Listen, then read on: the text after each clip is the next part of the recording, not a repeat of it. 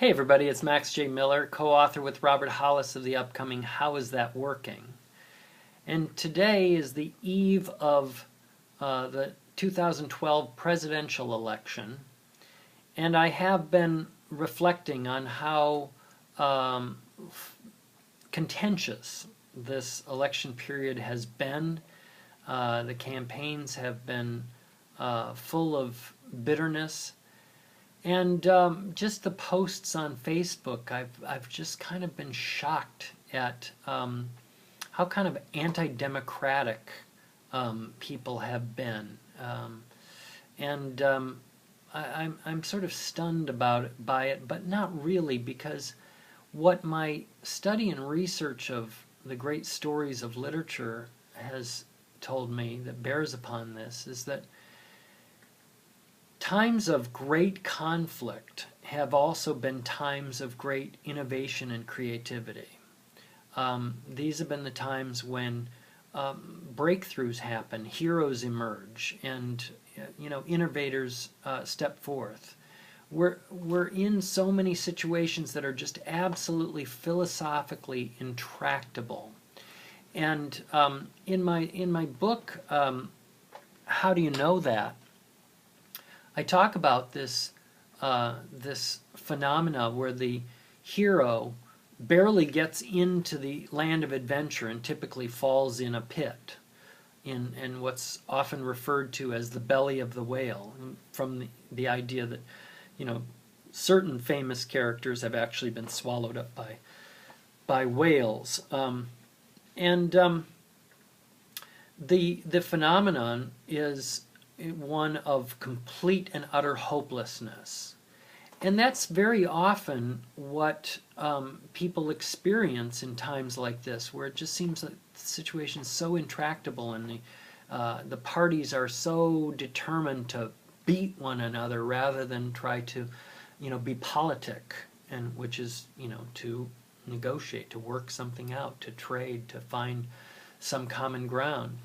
And I think tomorrow, if the election is decided, or the next day, almost half the population is going to feel like they're in the belly of the whale. They're going to have that experience of hopelessness and disenfranchisement and lostness. And what the literature tells us, what the wisdom of this literature of heroes' stories tells us, is that is not only a place that feels like it's a tomb, that we're just going to die in there, that it's utter sheer hopelessness, but it's also a womb. In fact, Joseph Campbell refers to it as a world womb. It's also a place of rebirth. It's a place for reflection, and what dies in there for the hero most typically, or what at least kind of experiences the first of its death throes, is ego, or at least the outer shell of ego. What goes in there, the hero needs a lot of ego to cross the threshold and get out there into a new world. Needs a lot of drive to say, I'm going to do this.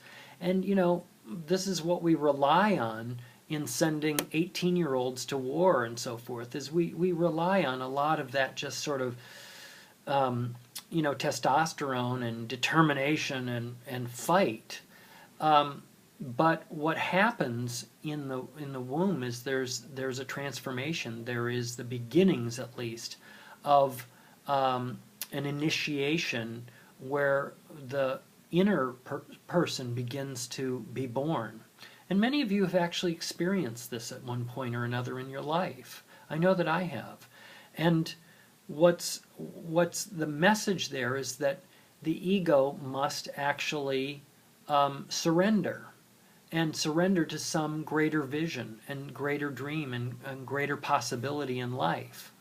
And I'm using the term ego, and many traditions use other terms for this, but it's that self-directed individual that says, my way or the highway and so forth. This is what we're talking about. And then suddenly there is this rebirth of a new way of being and a new way of relating and a new set of concerns that include a broader circle than myself and my own, what I think others think of me, kind of a thing. And so the situation that we're in, or that some people are going to find themselves in over the next couple of days, can be reinterpreted and perhaps re-examined as a belly of the whale experience and as a place of rebirth and a time to really challenge that ego. And by the way, there's two really common sorts of positions of the ego. One, the ego is always claiming to be very practical and realistic. And yet there's two strategies that ego has when it kind of wants to fight and get the job done. And actually one is fight and one is flight. Those are the strategies. So the one says, well, we've got to get those people to bend to our will. That's one strategy. That's the fight strategy.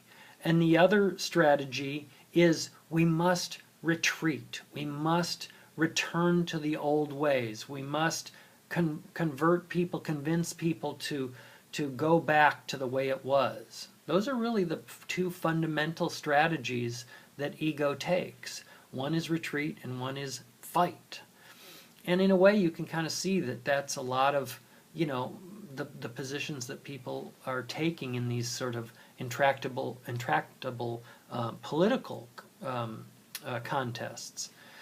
And so, again, there's no cut and dried answer to this except the invitation to use it as a situation to reflect, to pause, to be, because what can someone in a womb, what can the baby in the womb do? Not much. There's not much you can actually do, and that's what this sort of belly of the whale experience is it's being swaddled and not having a lot of movement, and all you can do is kind of ponder and reflect.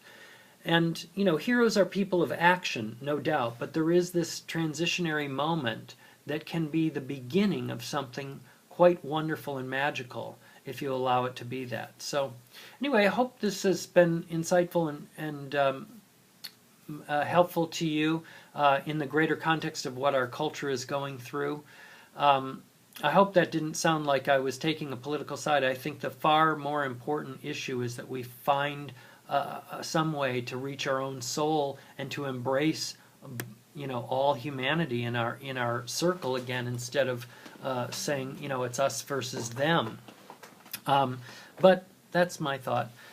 Thanks for listening. Keep telling your story. Bye-bye for now.